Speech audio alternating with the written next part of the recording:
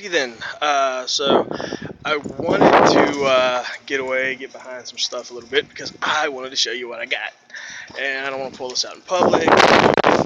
Here's my bag. There's my gun. As you can see, yes, Ron does have a gun. And let's talk about the type of gun that Ron has. What I went with something relatively inexpensive, a hell of a lot better than a fucking high point, like my old one. And here's what we have. Walter.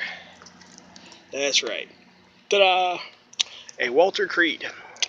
Yep, I do have a gun. I did pass a background check. Well, why is that important? Well, because, I put up the little meme talking about the people saying that I can't legally own a gun when I can. It's raining shit.